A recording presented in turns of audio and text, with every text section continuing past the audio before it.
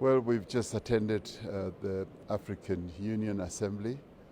Heads of State meeting, which has in many ways gone well. We as South Africa had been appointed as the chairperson of the Peace and Security Council, which is really the real main centerpiece of the work of the African Union Assembly, because the continent continues to work on the project of silencing the guns throughout the continent, and therefore it occupies a lot of the time of the Assembly. We were able to report on the various conflicts that are taking place on the continent. Of course, we started off with a great success in relation to Ethiopia, where there was a settlement in South Africa facilitated by President Obasanjo, President Kenyatta, and our own former Deputy President Phumzile Mlambo-Ngcuka,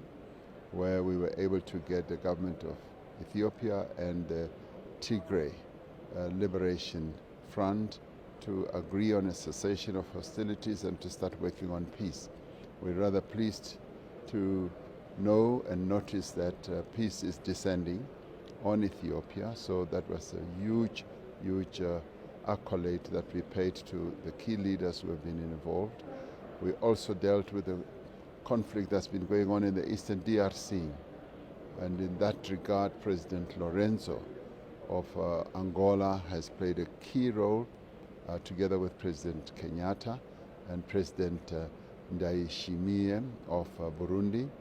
and we were able to get a really good report where after a 5-hour meeting yesterday, President Lorenzo was able to bring the parties together,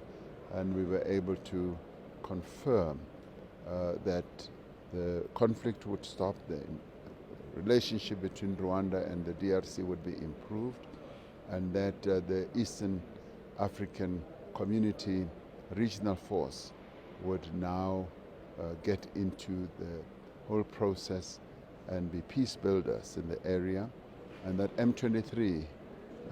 will stop hostilities,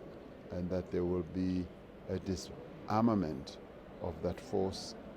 So that to us was great success. Of course, we also discussed conflict in our own area in Mozambique and applauded the steps that are being taken by SADC. We also looked at the conflict in the Sahel region, and also argued and insisted that the 4 countries that have been suspended as a result of unconstitutional taking over of power through force of arms should immediately return to peace,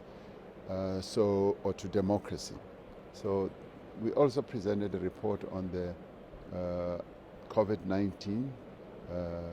issue, where as COVID-19 champion, South Africa made a number of proposals, including how we strengthen the Africa CDC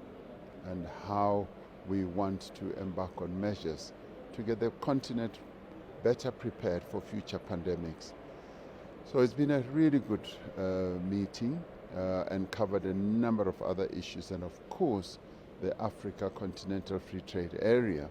also occupied center stage in terms of getting it to come into full operation with SACU, our own Southern African Customs Union, putting forward its own offer to be accepted so that it can start trading as our region as part of the AfCFTA. So I think this has been a very productive assembly, and which paves the way for peace, which paves the way for economic growth and trading, which paves the way also for the Africa peer review mechanism to start working more effectively, so that countries on the continent can be able to review each other's processes, democratic and otherwise. And it also paves the way for the empowerment of women and young people. And so that the continent is certainly dealing with the problems. There are many challenges, infrastructure challenges, and economic and many others. But this type of assembly meeting, which brings heads of state together, certainly is a great platform to enable the continent to collectively deal with issues together and working together. The work that we did during COVID is a clear demonstration of how, when we work together as a continent, we are able to achieve a great deal of progress. So it's been a good summit.